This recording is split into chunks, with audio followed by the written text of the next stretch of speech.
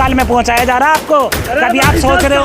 अरे भाई साहब, चांद पे पहुंच करके मुझे बता दो, इतने करोड़ रुपए जो वहाँ खर्च करे हैं वे गड्ढे दिखा करके कह रहे हैं कि बीजेपी का नाम विकास है। मोदी योगी तुम्हारे लिए हो गए सब कुछ, पूरे देश का सत्यानाश कर रहे हैं और बहन बेटियों की सुरक्षा के नाम पर आज उन्हें नंगा घुमाया जा रहा है। आप लोग उनसे क्यों नहीं बात करते हो?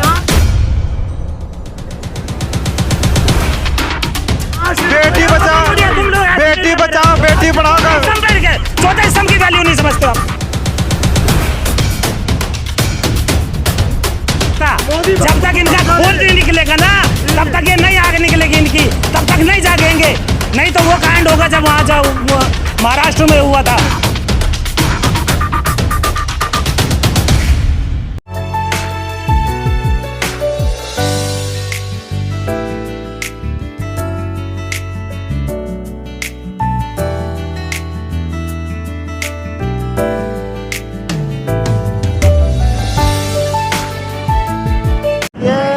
अब आप समझ सकते हैं जैसे वोटरशिप की बात है जी, ये जो तीसरे मोर्चे की बात है, ये एक नहीं कई और ऐसे तीसरे मोर्चे जो है सामने आएंगे। इस तीसरे मोर्चे में डीपी यादव जैसे पुराने जो क्या कहते हैं पूर्व मंत्री, कैबिनेट मंत्री, पूर्व सांसद वो रहे हैं, उसके सेंटर बिंदु में है, और विश्वात्मा भरत गांधी जैसे लोग इसमें हैं। तो हम समझ सकते हैं कि इस तीसरे मोर्चे की थोड़ी बहुत अहमियत तो होगी उत्तर प्रदेश और दूसरे इलाकों में जो इनका असर है, उससे मैं समझता हूं कि बीजेपी को थोड़ा सा फ़ायदा हो सकता है। बीजेपी को थोड़ा फ़ायदा हो सकता है, बीजेपी इनको थोड़ा छोड़ भी सकती है ताकि ये आगे बढ़ें, जो इंडिया को नुकसान पहुंचा सके इंडिया गठबंधन में, ऐसा मेरा मानना है। आपको नहीं लगता डीपी यादव की जो छवि है उससे पार्टी को फ़ायदा होगा, नुकसान होगा? ये बताइए आप।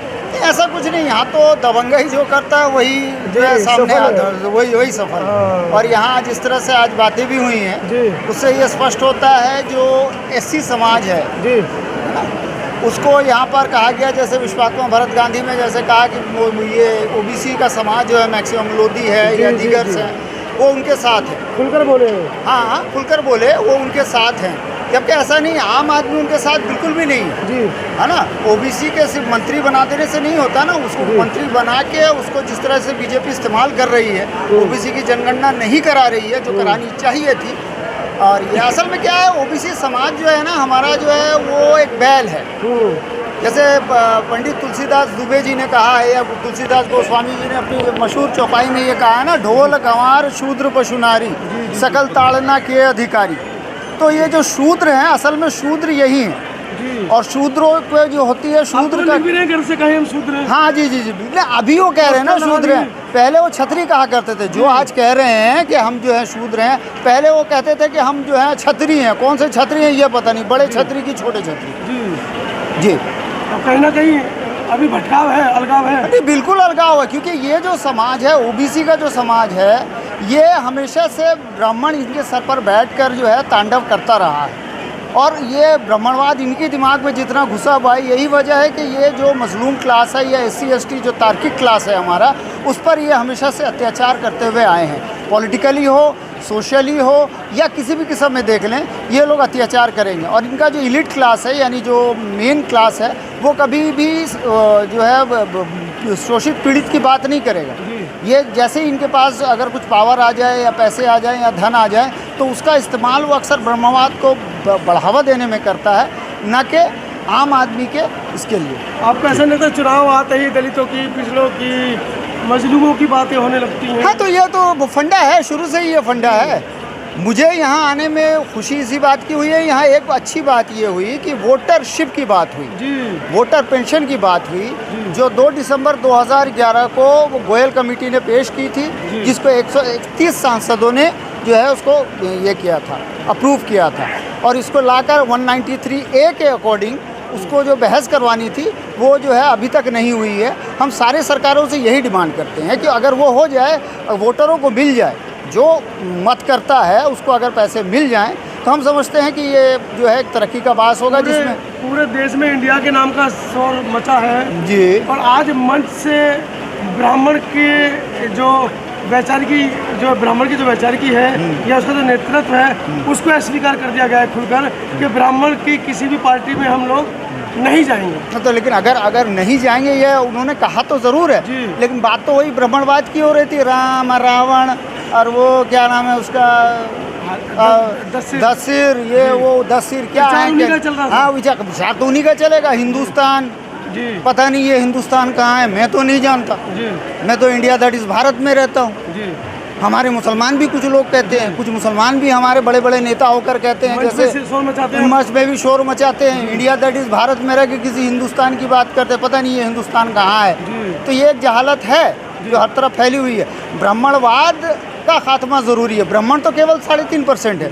इंडिया में भी ब्राह्मण, मतलब जो अलायंस में ब्राह्मण है, एनडीए में ब्राह्मण, यहाँ भी ब्राह्मण है, लेकिन सर के ऊपर चढ़ के बैठा है इंडिया की शक्ल में या दूसरी शक्ल। तो पिछड़ों की कितनी पार्टियां हैं जो इस गठबंधन को या तीसरा मोर्चा को समर्थन करेंगी? मेरे 38 दल लगभग उनके साथ हैं, एनडीए के साथ लगभग 26 के करीब दल जो है इंडिया के साथ अब बाकी कहाँ बचे जो इनके साथ देंगे?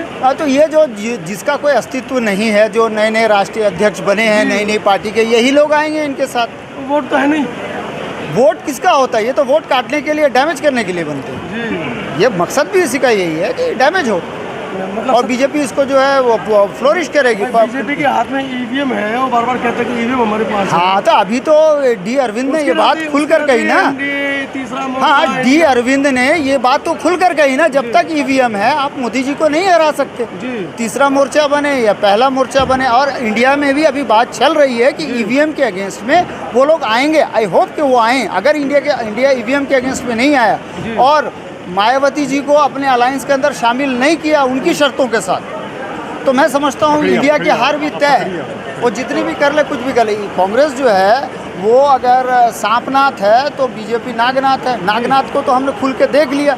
इसकी महीन राजनीति को, कांग्रेस की जो महीन राजनीति है जातिवाद की, उसको ये जो है क्या नाम है उसका, बीजेपी जो है वो खुल कर रही है। और चूंकि कांग्रेस महीन राजनीति करती है और ब्राह्मणवाद को बचा लेती है, लिबरल बन के, सेकुलर बन के, सो कॉल्ड लिबरल सेकुलर बन के, इसलिए यहाँ मायावती जी का होना बहुत ज़रूरी है, अवैसी जी का भी होना ज़रूरी है, अयूब साहब का भी होना ज़रूरी है, बदरुद्दीन अजमल का भी होना ज़रूरी है। यानी मुसलमान, SC, ST, OBC माइनॉरिटी सबका जो ये है, वंचित जन में सभी आते हैं। वंचित जन में सब नहीं आते ना। अभी आप कह सकते हैं एग्जैक्टली जो SC समाज है, फिर 67% अत्याचार SC समाज पर क्यों हो रहा है? उनको घड़े से पानी पीने नहीं दिया जा रहा है, उनको मारा जा रहा है, उनको मोच रखने नहीं दिया जा रहा है, अमानवीय सलूक उनके साथ क्यों हो रहा है? सुरक्षा कर्मी जो है हमारे बीच में, आज उस महिलाओं के साथ भी जो सुरक्षा कर्मी है उनको भी पूरी तरीके से मार दिया जा रहा है। ट्रेन में भी अभी ट्रेन का जो हादसा हुआ, जहाँ से ये बोलते हैं कि राम राज्य आएगा, मैं ये पूछना चाहता हूँ, जिस मंदिर के लिए इन्होंने पूरे लोगों को गुमराह किया है, उन लोगों से ये पूछिए कोई जा करके कि राम मंदिर वहीं बनाएंगे, रामलला जगाएंगे। अरे सुनिए सर, अरे मेरे भाई मेरे मानिए, हम लोग तो जगाने का काम कर रहे हैं, हम कार सेवक नहीं है और ना थे ना होंगे, क्योंकि नहीं हम लोग यहाँ के मूल निवासी हैं। अरे भाई साहब, बिल्कुल मैं OBC से आता हूँ, लेकिन हम लोग जगाने का काम कर रहे हैं, ठीक है? हम लोग वो गुमराह करने का काम नहीं कर रहे हैं। आज मैं आप लोगों से पूछना चाहता हूँ, जौन सी सरकार आज मुस्लिमों को आज ये डर दिखा रही है, हमारे OBC समाज को, SC समाज को, मुस्लिम कहाँ से आया है भाई? वही जाति वहाँ है, वही तब्दीली तो हुआ है। तो DNA यदि टेस्ट कराएंगे तो सब लोग यहाँ के मूल निवासी हैं, तो उस मूल निवासी का यदि DNA आप लेकर के चलेंगे तो पता चल जाएगा यहाँ का विदेशी कौन है और यहाँ का मूल निवासी कौन है। उसके ऊपर, उस कॉन्सेप्ट के ऊपर कोई बात नहीं करेगा। अभी जैसे मान्यवर ने एक बात कही कि मैं आपको बताता हूँ कि उसकी रावण की नाभि में अमृत था, और मैं आज कहता हूँ इस मोदी सरकार की नाभि में कौन सा अमृत है पता है? वो है EVM का अमृत। आप EVM हटवा दो और फिर मुझे बता दो कौन सा मोदी, कौन सा योगी, कौन सी RSS, कौन सा BJP, कौन सा NDA, कौन सा INDA और कौन, अरे नाम का डंडा भाई साहब, सबका साथ और सबका विनाश हो रहा है। आपका भी हो रहा रहा है, नहीं हो रहा तो मुझे बतला दो। अरे डंका बज रहा है। अरे भाई साहब, उस डंके का ही तो पूछ रहा हूँ मैं, आप पे डंका बज रहा है कि आपका विनाश हो रहा है। अरे अमेरिका में नहीं, आप अपने देश में बतला दो, मेरे देश में बतला दो। अरे मेरी बहन बेटियों को बुलाओ जरा, उनसे पूछो कौन सी सुरक्षित है, मुझे उनसे पूछो, इन गरीब लोगों से पूछो कौन सा आपको हक अधिकार मिल रहा है, बतलाइए।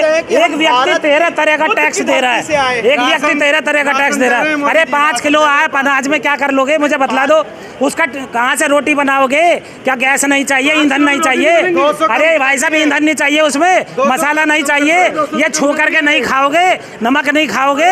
अरे भाई साहब, क्या बात कर रहे हो आप? उन पूंजीपतियों की बात मत कीजिए जिन्होंने पूरे देश को बेच दिया। अरे मेरे भाई, आपसे टैक्स जाता है, आपसे जाता है, मुझे बतलाइए आपका। अरे आपका, मुझे ये बतलाइए कि आपका जितना भी लोन है वो माफ किया है? जितना यहाँ से पूंजीपति है उनका सारा माफ कर दिया जाता है, और वो पूंजीपति कहाँ से बने, मैं आपसे पूछना चाहता हूँ। अरे वो हम लोगों का टैक्स जाता है, वो हम लोगों का पैसा है, किसी के बाप का पैसा नहीं। वो पूंजीपति बैठे हैं, वो ट्रेन चला रहे हैं, आज वो हमारा पैसा लेकर के अपना बैंक खोल करके हम लोगों को, हमारे वोटर्स को, हमारी जनता को, हमारे मूल निवासियों को उल्टा लोन देने का काम कर रहे हैं। मतलब हमारा जूता हमारे सर कर रहे हैं। विकास तो हो रहा है ना, लोन दे रहे तो विकास तो। अरे भाई साहब, क्या विकास हो रहा है? यानी कर्ज में दबा दो और तुम्हें और ज्यादा गुलामियत में ला दो। आप पिछली पीढ़ी में, पाषाण काल में पहुंचाया जा रहा है आपको। कभी आप सोच रहे हो?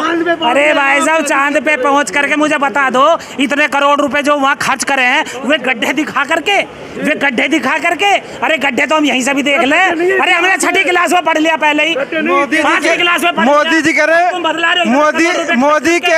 मोदी कह रहे हैं और योगी कह रहे हैं कि बीजेपी का नाम विकास है। मोदी योगी तुम्हारे लिए हो गए सब कुछ, पूरे देश का सत्यानाश कर रहे हैं, और बहन बेटियों की सुरक्षा के नाम पर आज उन्हें नंगा घुमाया जा रहा है। आप लोग उनसे क्यों नहीं बात करते हो? बेटी बचाओ, बेटी बचाओ, बेटी पढ़ाओ का चौथा स्तंभ की वैल्यू नहीं समझते हो आप लोग? अरे कौन से, हाँ, हिंदू राष्ट्र का विरोध हो, वो सब बताइए मुझे, सुप्रीम कोर्ट की लेकर के उठाइए, क्या बतलाइए मुझे। ललाई सिंह यादव ने जो आवाज उठाई थी, उन्होंने कोर्ट का फैसला दिखा दिया। कोई हिंदू धर्म नहीं है, कोई जाति नहीं, कोई मजहब नहीं है। आप लोगों को एक लॉलीपॉप जो चाहने का, अरे आप लोग भी उनका साथ दे रहे हो। क्यों दे रहे हो? आप लोगों को साथ दे रहे हो। जेल में चले जाओ, इसको बचाइए। अरे जेल में कितना राष्ट्र का लग जाए। अरे भाई साहब, हम तो क्रांतिकारी हैं, जेल में ही खाएंगे, जेल में ही बैठेंगे, यहाँ भी बैठेंगे, और कहाँ जाएगा? हम अपने मूल निवासियों को जगाएंगे। अरे भाई साहब, हमारा जो मूल निवासी समाज है वैसे नहीं जागता। जब तक इनका खून नहीं निकलेगा ना, तब तक ये नई आग निकलेगी इनकी, तब तक नहीं जागेंगे। नहीं तो वो कांड होगा जब वहाँ जो महाराष्ट्र में हुआ था, तब पता चलेगा। इस ब्राह्मणवाद के खिलाफ आप लोगों को खड़ा होना पड़ेगा। अपनी स्थिति समझिए, चौथा स्तंभ की वैल्यू समझिए, अपने देश को बचाइए, अपने समाज को बचाइए। हम बिके हुए, हाँ, बिके हुए नहीं हो तो और क्या है? तुम उन्हीं बात करते हो बार बार। विकास तो हो रहा है अयोध्या में, काशी में। मुझे बेवकूफ मत बना। अयोध्या में, काशी में को बेवकूफ बना सकते हो, मेरा बेवकूफ नहीं बना सकते। मेरा नाम राजुद्दीन गादरे है, राज और दीन और गदर गादरे, यानी क्रांतिकारी, आंदोलनकारी, समझे? हमें लोगों को जगाना होगा और जगा करके रहेंगे। हम लोग जगाने का काम कर रहे हैं। आप हमारे समाज में साथ नहीं दे रहे हो। अरे भड़काओ और भड़काओ तो तुम कर रहे हो। देश को बर्बाद करने पे तो आप लोग लगे हुए हो। यदि मीडिया अपने स्तंभ पे आ जाए और अपनी वैल्यू समझ ले, भाई साहब, मीडिया, मैं पढ़ा हुआ हूँ, मैं पत्रकार भी हूँ, संपादक भी हूँ, मुझे आज ड्रामा मत दिखाइए। आप आम बताओ या जाम बतलाओ, हम जाम लगाने वाले नहीं हैं। अरे भाई साहब, कौन कांग्रेस है? कांग्रेस ने तो पूरे देश के बंटवारे करके डाल दिए। जब देश में हक अधिकार मिलने की बात थी, मुस्लिमों को हक अधिकार मिलने की बात थी, उन लोगों को बहकाया। हजरत मौलाना कौन आज़ाद जी को, मौलाना हजरत मोहानी साहब को, और बहुत सारे मुस्लिमों को बहकाया। और यहाँ नहीं जी, सब लोगों को हम समान अधिकार देंगे, कहा या नहीं कहा? लेकिन आज क्या मिल रहा? बाबा जी का ठुंटू। अरे मुस्लिमों को 3rd क्लास सिटीजन बना दिया। क्या कर रहे हो आप बात? मुस्लिमों को 3rd क्लास सिटीजन बना दिया, मुस्लिमों को हक अधिकार नहीं है। अरे भाई साहब, यदि तुम बात कर रहे हो ना मोदी की, आप उन्हीं से मेरी बात पहुंचाइए। मुस्लिमों को जितनी उनकी संख्या है उतने अधिकार दिलाइए, सिखों की जितनी संख्या है उतने अधिकार दिलाइए।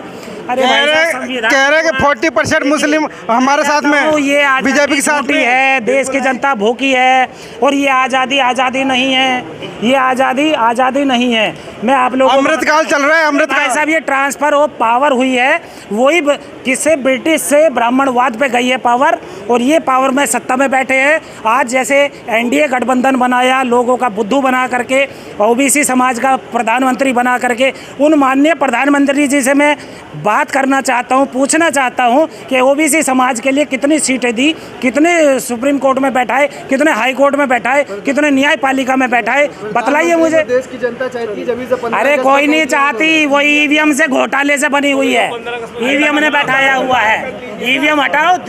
वीडियो कैसी लगी आप अपने कमेंट्स के माध्यम से हमें बता सकते हैं, और चैनल को लाइक, शेयर और सब्सक्राइब जरूर करें। धन्यवाद।